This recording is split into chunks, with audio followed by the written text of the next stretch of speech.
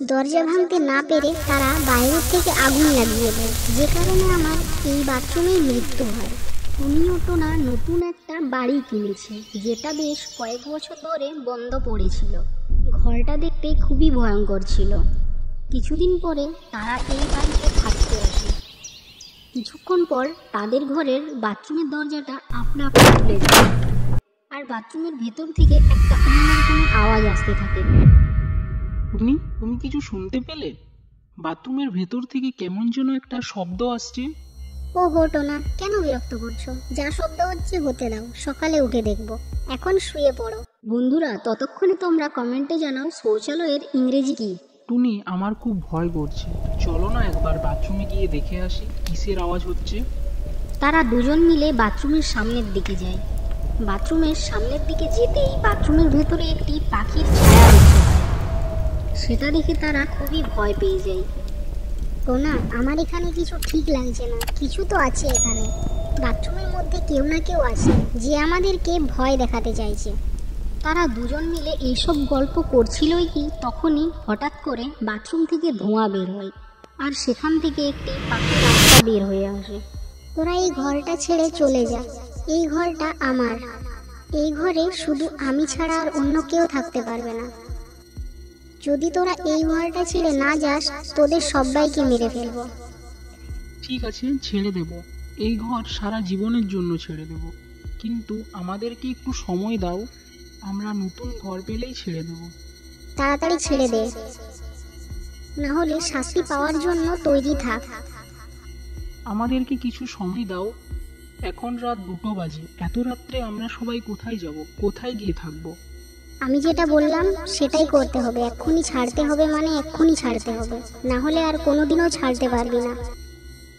দেখতে দেখতে পাখির আত্মা টুনির মেয়ে টুনটুনিকে ধরে নিয়ে বাথরুমের ভিতরে ঢোকে, আর বাথরুমের দরজা বন্ধ করে দেয়। এদিকে টোনা ও টুনি দরজা খোলার জন্য পাখির আত্মার কাছে অনুরোধ করতে থাকে, কিন্তু পাখির আত্মা কোনোভাবেই দরজা খুলছে না। কিছুক্ষণ পর যখন বাথরুমের দরজাটা খুলল, তখন টোনা ও টুনি দেখলো যে তাদের মেয়েকে পাখির আত্মা মেরে ফেলেছে। মৃত অবস্থায় পড়ে রয়েছে টুনটুনি। এটা কি হয়ে গেল আমার মেয়ের?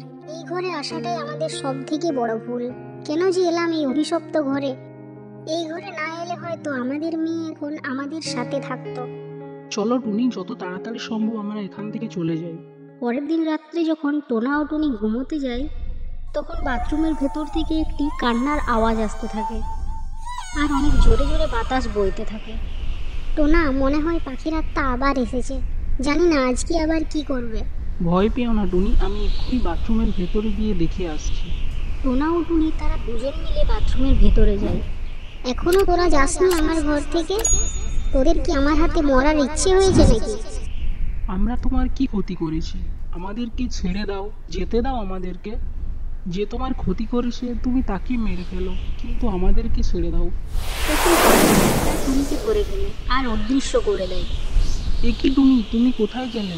আজকে পাখির আত্মা টুনিকেও নিয়ে চলে গেল। এবার কি করব? এইসব ভাবতে ভাবতে টোনা এক তান্ত্রিকের কাছে যায়, আর তান্ত্রিককে সব কথা খুলে বলে। তুই কোনো চিন্তা করিস না, তুই তোর স্ত্রীকে ঠিকই ফিরে পাবি। আজ রাত্রে তোর বাড়ি যাব। ঠিক আছে তান্ত্রিক বাবা। এই বলে টোনা নিজের বাড়ি যায়। রাত্রি হওয়ার অপেক্ষা করতে থাকে। এদিকে রাত্রি নেমে আসে। তান্ত্রিকও আসে টোনার বাড়ি, আর সেখানে এসে পুজো করতে শুরু করে দেয়। পুজো করার সময় প্রচণ্ড জোরে জোরে বাতাস বইতে থাকে, ঘরের সব জিনিসপত্র পড়ে ভেঙে যায়। কিছুক্ষণ পরে পাখির আত্মা আসে। তোরা এখানে আবার এসেছিস? তুই আবার এই তান্ত্রিককে সাথে নিয়ে এসেছিস? তোদের সবাইকে মেরে ফেলবো, কাউকে ছাড়বো না আমি। এ বলে পাখির আত্মা তান্ত্রিকের উপর আক্রমণ করে। তান্ত্রিক বাবা পাখির আত্মাকে একটি খাঁচাতে বন্দি করে নেন। তোর কি সমস্যা বল? তুই কেন এদের ওপর অত্যাচার করছিস?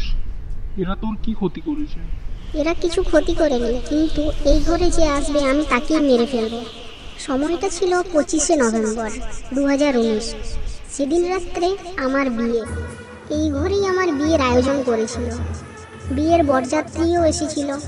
বিয়ে শুরু হবার আগে আমি এই বাথরুমে আসি। তখনই কিছু গুন্ডা এসে সব শেষ করে দেয়, সবাইকে মেরে ফেলে। আমি বাথরুমে থাকার জন্য ওরা আমাকে দেখতে পায় না। কিন্তু আমি বাথরুম থেকে বেরিয়ে দেখি সবার এই অবস্থা। সবাইকে দেখে থাকতে পারিনি। আমার কান্নার আওয়াজ শুনে গুন্ডাগুলো আবার ফিরে আসে। আমি ভয়ে বাথরুমে ঢুকে বাথরুমের দরজাটা ভেতর থেকে বন্ধ করে দিই। গুন্ডাগুলো এসে বাথরুমের দরজা ভাঙার চেষ্টা করে। দরজা ভাঙতে না পেরে তারা বাইরের থেকে আগুন লাগিয়ে দেয়, যে কারণে আমার এই বাথরুমেই মৃত্যু হয়। আমার আত্মার শান্তি হয় না। আমি তাদের সবাইকে মেরে ফেলেছি, কিন্তু এখনো একজন জীবিত আছে। আমি তাকেই খুঁজছি। তাকে মারার পরেই আমার আত্মার শান্তি হবে। তাদের সবাই অনেকদিন আগেই মারা গেছে। এই দেখ। তান্ত্রিক তার জাদু শক্তি দ্বারা দেখিয়ে দেয় কে কিভাবে মারা যায়। এটা দেখার পর পাখির আত্মার শান্তি হয় আর টুনিকে তোমার কাছে ফিরিয়ে দেয়। এই গল্পটি হলো নীলদিঘির তলদেশের এক সৌন্দর্যময়ী লোটাস সাম্রাজ্যের। লোটাস সাম্রাজ্যের প্রাকৃতিক সৌন্দর্যের পরিচর্যা সকলের মুখে মুখে ঘুরত।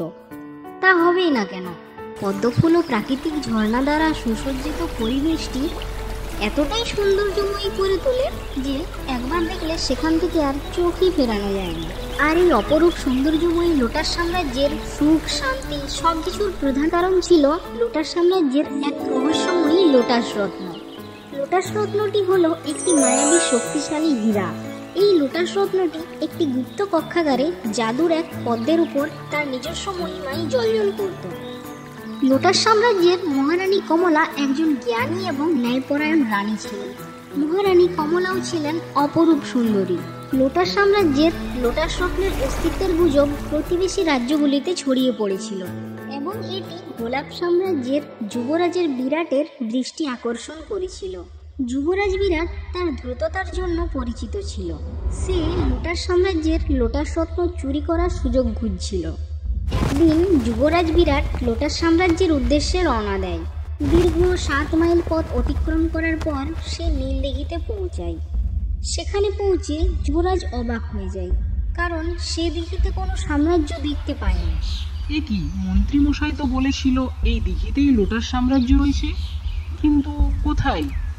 দেখতে তো পাচ্ছি না। এখানে তো শুধু পদ্মফুল আর আগাছাতে দিঘি ভর্তি রয়েছে। এইসব ভাবতে ভাবতে যুবরাজ বিরাটের চোখে পড়ে এক উজ্জ্বলময়ী পদ্মের ওপর, যেটার থেকে নীলাভ আভা বের হচ্ছে। এ কি, এই পদ্মটি সবার থেকে আলাদা কেন? তাহলে এই পদ্মই কি ওই লোটাস সাম্রাজ্যের ভেতরে যাওয়ার পথ? তারপর যুবরাজ ওই পদ্মের ওপরে যায়। পদ্মের ভেতর থেকে ওই নীলাভ আভা যুবরাজ বিরাটকে টেনে নীলদিঘির তলদেশে পৌঁছে দেয়। কিছুক্ষণ নীলদিঘির তলদেশে ঘোরাঘুরি করার পর যুবরাজ বিরাট দেখতে পায় লোটাস সাম্রাজ্য। যা শুনেছিলাম তার থেকেও বেশি সুন্দর। বাইরেটা এত সুন্দর হলে ভেতরটা কেমন হবে? এই বলে যুবরাজ বিরাট লোটাস সাম্রাজ্যের বিশাল প্রাসাদে উপস্থিত হয়। মহারানী, আমি গোলাপনগরের যুবরাজ বিরাট। আমি আপনার এই লোটাস সাম্রাজ্য ঘুরতে এসেছি। সবার কাছে লোটাস সাম্রাজ্যের এতটাই প্রশংসা শুনেছি যে না দেখে আর থাকতে পারলাম না। আচ্ছা বেশ, তুমি যখন এত দূর থেকে আমার এই লোটাস সাম্রাজ্য দেখতে এসেছো, তাহলে আমি নিজে তোমাকে আমার এই সুন্দর লোটাস সাম্রাজ্য ঘুরে দেখাবো। মহারানী কমলা তখন নিজে যুবরাজ বিরাটকে প্রতিটি কক্ষ দেখাতে শুরু করলো। এইদিকে যুবরাজ বিরাট মনে মনে ভাবতে থাকে, সবেই তো দেখলাম, কিন্তু ওই লোটাস রত্নের কক্ষাগারটা কোথায়? সেটা না জানলে আমি চুরি করব কিভাবে? যুবরাজ বিরাট, কেমন লাগলো আমার এই লোটাস সাম্রাজ্য? সেটা কি আর বলার কথা? এতটা সুন্দর রাজপ্রাসাদ হতে পারে সেটা আমি স্বপ্নেও কল্পনা করতে পারিনি। আচ্ছা মহারানী, আপনার এখানে শুনেছি নাকি লোটাস রত্ন রয়েছে, তা ওটা তো দেখলাম না। হ্যাঁ রয়েছে তো, ওটা আমার বাবার সম্পত্তি। বাবা কঠোর তপস্যা করে এক মুনির কাছে ওই লোটাস রত্ন পেয়েছে। বাবা মারা যাওয়ার পর লোটাস রত্নের সুরক্ষার দায়িত্ব আমার উপর দিয়ে গেছে। চলো তোমাকে ওই লোটাস রত্নের কক্ষাগারে নিয়ে যাই। এই বলে মহারানী কমলা ও যুবরাজ বিরাট লোটাস রত্নের কক্ষাগারের দিকে যেতে লাগলো। লোটাস রত্নের কক্ষাগারে পৌঁছাতেই লোটাস রত্নের তেজস্ব রশ্মি যুবরাজ বিরাটের চোখে পড়ে। যুবরাজ বিরাট বিশালাকার লোটাস রত্নকে দেখে আর চোখ ফেরাতে পারে না। লোটাস রত্নটি এতটাই চকচক করছিল। লোটাস রত্নটি একটি জাদুর রশ্মি দ্বারা ঘেরা ছিল। কক্ষাগারটিতে কতকগুলি মাছ খেলা করছিল। দেখে মনে হচ্ছে যেন ওই মাছগুলোই লোটাস রত্নটিকে পাহারা দিচ্ছে। এটাই হচ্ছে আমার বাবার পরিশ্রম করে অর্জন করা লোটাস রত্ন। এই লোটাস রত্নটিই আমার সব। এই লোটাস রত্নের কারণেই আমার এই সাম্রাজ্যকে এতটা সুন্দর করে তুলেছে। এই লোটাস রত্নের কারণেই আমার প্রজারা এতটা আনন্দে দিন কাটাতে পারে। সব কিছু সম্ভব এই লোটাস রত্নের জন্য। এইসব শুনে যুবরাজ বিরাটের লোটাস রত্নের প্রতি লোভ আরো দ্বিগুণ বেড়ে গেল, আর মনে মনে বলতে থাকে, আমার এই লোটাস রত্ন চাই, যেভাবেই হোক আমি এই লোটাস রত্নটি নিয়ে পরেই আমার বাড়ি যাব। কিছুক্ষণ পর তারা লোটাস রত্নের কক্ষাগার থেকে বেরিয়ে নিজের ঘরে যায়। লোটাস রত্নটি এতটা সুন্দর হবে আমি তো ভাবতেই পারি না। যতক্ষণ না ওটা আমার হাতে আসছে ততক্ষণ পর্যন্ত আমি বিশ্রাম করতে পারবো না। কিন্তু আমি লোটাস রত্নটা চুরি করব কিভাবে? আমাকে তো এটার জন্য একটা ভালো পরিকল্পনা করতে হবে। কি করা যায়? হ্যাঁ, পেয়েছি খুঁজে। মহারানী কমলা তো একা, ওর তো বাবা মাও মারা গেছে। একা এত বড় লোটাস সাম্রাজ্য সামলাচ্ছে। সবচেয়ে বড় কথা হলো মহারানী কমলার বিয়েও হয়নি। কেননা আমি ওকে বিয়ের প্রস্তাব দিই, বিয়ের পর তো আমি লোটাস সাম্রাজ্যের রাজা হয়ে যাব। তখন সহজেই আমি লোটাস রত্নকে চুরি করতে পারবো। পরের দিন সকালে যুবরাজ বিরাট মহারানী কমলাকে বিয়ের প্রস্তাব দেয়। মহারানী কমলাও এই বিয়েতে রাজি হয়ে যায়, কিন্তু একটা শর্ত রাখে যুবরাজ বিরাটের সামনে। আমাকে বিয়ে করলে তোমাকে এই লোটাস সাম্রাজ্যের রাজা হয়ে থাকতে হবে এখানে। যুবরাজ বিরাট রাজি হয়ে যায়। একদিন পূর্ণিমাটাতে তাদের দুজনের বিয়ে হয়। এভাবে তারা দুজন মিলে তাদের নতুন জীবনের অধ্যায় শুরু করে। কিন্তু যুবরাজ বিরাট তো মহারানী কমলাকে বিয়ে করতে আসেনি, এসেছে লোটাস রত্ন চুরি করতে। যুবরাজ বিরাট সুযোগ খুঁজছিল কিভাবে লোটাস রত্নকে চুরি করা যায়। একদিন সে সুযোগ এসেও গেল। মহারানী কমলা রাজ্যের কাজে লোটাস সাম্রাজ্যের বাইরে গেছিল। আজকে আমার সেই দিন চলে এসেছে। মহারানী কমলা ফিরে আসার আগে আমাকে লোটাস রত্ন চুরি করে এই লোটাস সাম্রাজ্য থেকে পালিয়ে যেতে হবে। এইসব ভাবতে ভাবতে যুবরাজ বিরাট লোটাস রত্নের কক্ষের ভেতরে প্রবেশ করলো। কক্ষের ভেতরে প্রবেশ করে কক্ষের সব আলো নিভিয়ে দিল। তারপর লোটাস রত্নটিকে নিয়ে চুপি চুপি লোটাস সাম্রাজ্য থেকে পালিয়ে গেল। আর এদিকে লোটাস রত্ন চুরি হওয়ার সাথে সাথে লোটাস সাম্রাজ্যের চারিদিকে নেমে এলো অশান্তির অন্ধকার। লোটাস সাম্রাজ্যের সৌন্দর্য যেন নিমিষের মধ্যে বিলীন হয়ে গেল।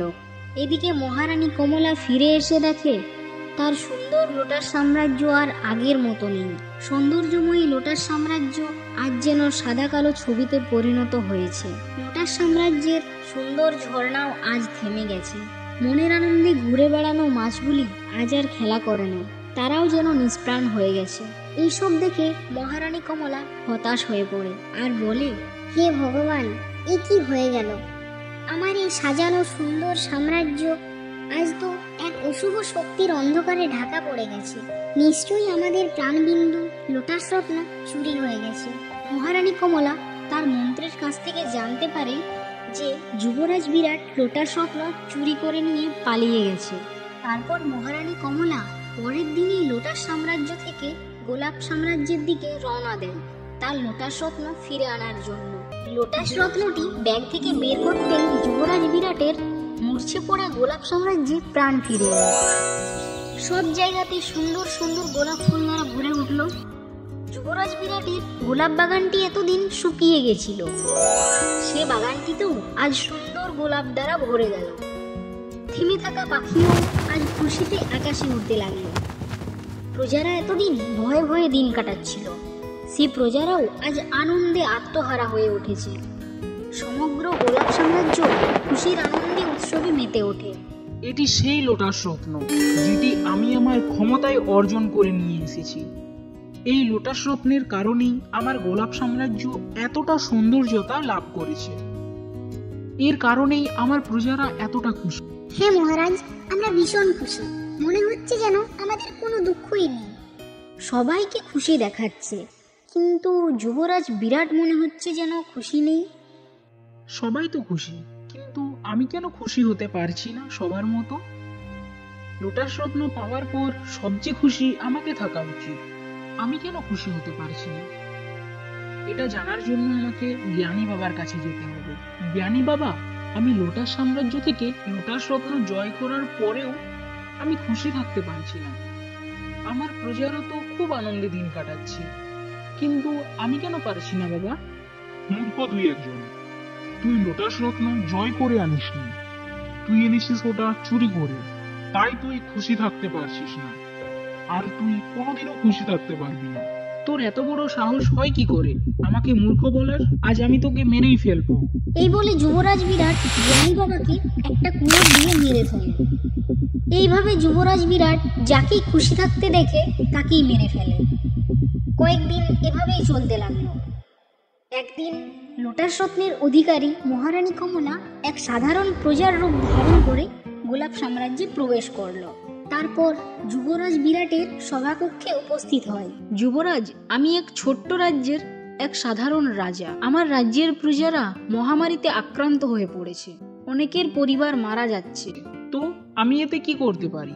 আপনি যদি আপনার লোটাস রত্ন আমাকে কিছু সময়ের জন্য দেন, তাহলে আমি আমার প্রজাদের প্রাণ রক্ষা করতে পারবো। এটা কখনোই সম্ভব না। ওটা শুধু আমার লোটাস রত্ন, আমি নিজের ক্ষমতায় অর্জন করেছি। ওটা আমি কাউকে দিতে পারবো না। চলে যাও তুমি এখান থেকে। যুবরাজ বিরাট মহারানী কমলাকে তার সভাকক্ষ থেকে তাড়িয়ে দেয়। তারপর মহারানী কমলা তার নিজের রূপে ফিরে আসে। মহারানী কমলা, তুমি এখানে কেন এসেছো আমার রাজ্যে? মহারানী কমলা যদি সবার সামনে সত্য ঘটনা বলে দেয় যে লোটাস রত্ন আমি চুরি করে এনেছি, তাহলে তো সেটা সবাই জানতে পেরে যাবে। না না, এটা আমি কোনোদিনও কাউকে জানতে দিতে পারবো না। এখান থেকে চলে যাও। তুমি আমার সাথে ছলনা করেছো যুবরাজ। এখনো বলছি, আমার লোটাস রত্ন আমাকে ফিরিয়ে দাও। আমি আর কিচ্ছু চাই না। আমার লোটাস রত্ন নিয়ে তুমি কোনোদিনও খুশি থাকতে পারবে না। না হলে আমি এই সভায় দাঁড়িয়ে সবার সামনে বলে দেব যে তুমি কিভাবে লোটাস রত্ন চুরি করে এনেছো। আমি আমার লোটাস রত্ন না নিয়ে ফিরবো না। কিসব মিথ্যা কথা বলছো মহারানী কমলা? তোমরা দাঁড়িয়ে দাঁড়িয়ে কি দেখছো? বন্দি করে নাও একে। তখন মহারানী কমলা সবার সামনে জাদুর এক আয়নায় দেখিয়ে দেয় যে কিভাবে যুবরাজ বিরাট লোটাস সাম্রাজ্য থেকে লোটাস রত্ন চুরি করে এনেছে। সভাকক্ষে উপস্থিত সদস্যরা এইসব দেখে অবাক হয়ে যায় আর মহারানী কমলার কাছে যুবরাজ বিরাটের শাস্তি কামনা করে। এইভাবে মহারানী কমলা তার লোটাস রত্ন ফিরে পায়। লোটাস রত্ন ফিরে পেতেই লোটাস সাম্রাজ্যের সাদা কালো ছবি আজ রঙিন চকচকে হয়ে যায়। লোটাস সাম্রাজ্যের থেমে থাকা ঝর্ণাও আজ অঝরে ঝরতে থাকে। নিষ্প্রাণ মাছগুলিও আজ প্রাণ ফিরে পায়। লোটাস সাম্রাজ্যের প্রজারাও আগের মতো খুশিতে আত্মহারা হয়ে ওঠে। এইসব দেখে মনে হচ্ছে যেন লোটাস সাম্রাজ্য এক স্বর্গ হয়ে উঠেছে। সেই দিনটা ছিল চন্দ্রগ্রহণের রাত্রি। হে ভগবান, এটা কি দেখছি আমি? এত রাত্রে আমার বাগানে কে এটা? তখন টুনি বাগানের সামনে যায়। ঠিক তখনই এক আশ্চর্য ভয়ঙ্কর শব্দ শুনতে পায়। আর সেটাতে এক বিশাল পাখির আত্মা, যে টুনির বাগানের আপেল চুরি করে খাচ্ছে। আরে, এটা তো একটা ভয়ঙ্কর দেখতে পাখির আত্মা মনে হচ্ছে, কিন্তু এ কেন আমার বাগানের আপেল চুরি করছে? তার মানে এতদিন আমার বাগান থেকে আপেল কালুকাক চুরি করেনি, এই পাখির আত্মা চুরি করছে। এদিকে পাখির আত্মা বলতে থাকে, কি মিষ্টি আপেলগুলো, একটু বেশি করে নিয়ে বাড়ি নিয়ে যাব আর রাত্রে খাবো। এই বলে পাখির আত্মা এক ঝুড়ি আপেল নিয়ে নিজের বাড়ি যায়। এই পাখির আত্মা আবার আমার বাগানের আপেল নিয়ে কোথায় যাচ্ছে? এই বলে টুনি পাখির আত্মার পিছনে যেতে লাগলো আর দেখলো পাখির আত্মা নিজের বাড়িতে বসে বসে আপেল খাচ্ছে। টুনি ভয়ে সেখান থেকে পালিয়ে যায়। পরের দিন, আরে তোমরা সবাই শোনো, তোমরা তো রাত্রে ঘুমিয়ে যাও। তোমরা তো এটাও জানো না যে আমাদের বাগানের আপেল কে চুরি করে। টুনি বোন, তুমি যদি জানো আপেল কে চুরি করছে তাহলে বলে ফেলো না। আমাদের বাগানে এক পাখির আত্মা আমাদের বাগানের আপেল চুরি করে খাচ্ছে। আজ আমি তোমাদের সবাইকে দেখাবো পাখির আত্মা কিভাবে আপেল চুরি করে খাচ্ছে। টুনি সব জঙ্গলবাসীকে নিজের ঘরে ডেকে নিয়ে আসে আর রাত্রি নামার অপেক্ষা করতে থাকে। রাত্রি নামতেই পাখির আত্মা টুনির বাগানে আসে আপেল চুরি করতে। আরে, এ তো সত্যি একটি ভয়ঙ্কর দেখতে পাখির আত্মা। দেখো তো কত আনন্দের সাথে আপেল খাচ্ছে। আমার তো এই পাখির আত্মাকে দেখে অনেক ভয় করছে। তখন পাখির আত্মা তাদের সবাইকে একসাথে দেখে ফেলে। তাদের সামনে যায় পাখির আত্মা। কি জঙ্গলবাসী, তোমরা কি ভাবছো তোমরাও আপেল খাবে নাকি? কিন্তু আমি তোমাদেরকে একটাও আপেল দেব না। এই বাগানের সব আপেল আমার। পাখির আত্মা, তুমি আমার বাগানের আপেলগুলো কেন খাচ্ছ? আমি চুরি করে আপেল খাচ্ছি, তাতে তোর কি? তোর আপেল খাচ্ছি কি আমি? তুমি যদি সব আপেল খেয়ে নাও তাহলে আমি বাজারে কি বিক্রি করব?